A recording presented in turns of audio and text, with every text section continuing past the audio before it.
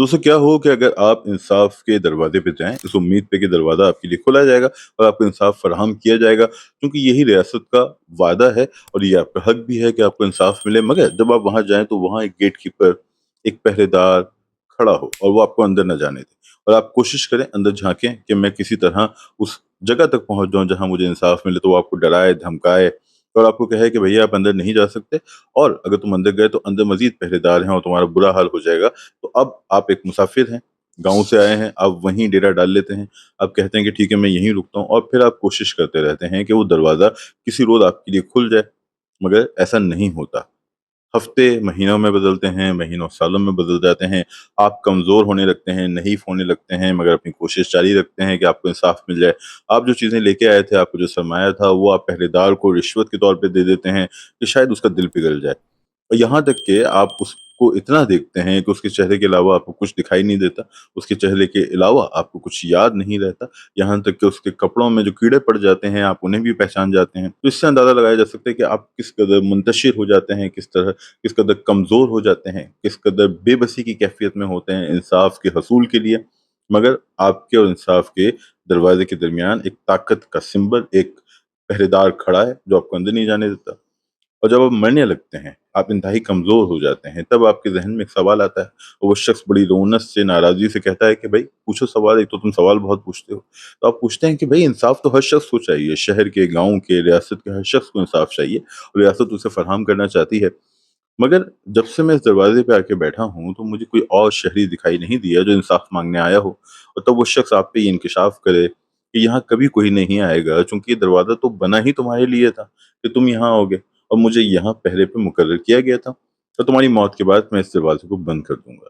तो ये कहानी आपको कैसी लगेगी? क्या इस कहानी से आप कनेक्ट होंगे? और ये कहानी किसने लिखी? तो दोस्तों ये कहानी है कैफ़का की।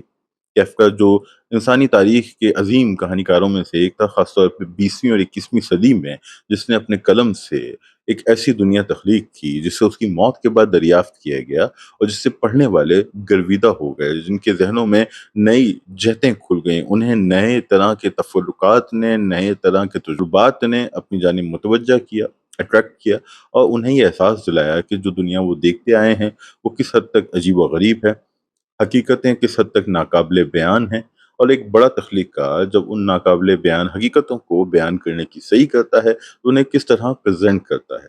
तो कैफ़का ने इस पे एक अफ़साना लिखा, और इसका उर्दू तर्जुमा कहीं इंसाफ़ का दरवाज़ा या इंसाफ़ के नाम से हुआ, सग़ीर मलाल साहब ने इसका तर्जुमा किया है, और इस अफ़साने पे बेपनाह डिस्कशन हुई। 1.5 सफ़्हे का अफ़साना है, मगर आज भी उस पे बहस जारी है।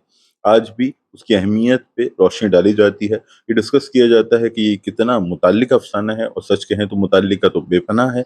आप अपने हालात देखिए, हमारे हालात देखिए, इस मुल्क के कुचले हुए, धुतकारे हुए लोगों को देखें।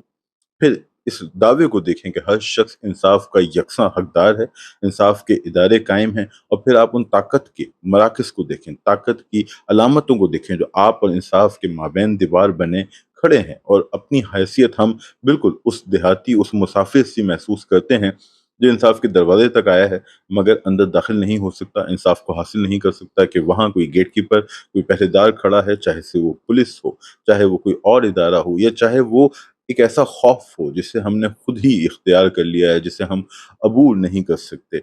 तो काफ़्का की जो ये कहानी है, धुतकारे हुए लोगों की कहानी है, कुचले हुए लोगों की कहानी है, बेबस लोगों की कहानी है, और ताकतवर लोगों की कहानी है। तो ये आपकी कहानी है, हमारी कहानी है, इस समाज की कहानी है।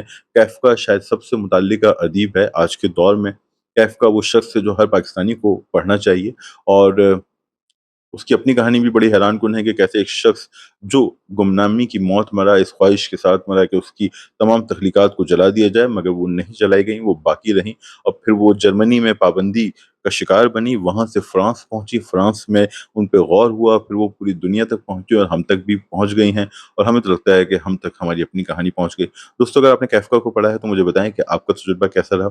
मैंने अपना तजुर्बा उसकी एक कहानी मुतालिक आपसे बाँटा है, अपना दुःख बयान किया है, और आपके दुःख की जानिब, आपके गम की जानिब इशारा किया है। कोशिश होगी कि उसके कुछ और अफ़सानों पे भी हम मुस्तक़बिल में बात करें, कम से कम 4 अफ़सानों पे बात करने का इरादा है। तो जब तक अपना फ़ीडबैक मुझे दें, बताएँ ये वीडियो आपको कैसी लगी, किस तरह हम इसे और बेहतर कर सकते हैं, और अगर आपने कैफ़का को पढ़ा है तो कौन-सी कहानी आपको पसंद आई? अपना ख़्याल रखें, जल्द मिलेंगे, टेक केयर।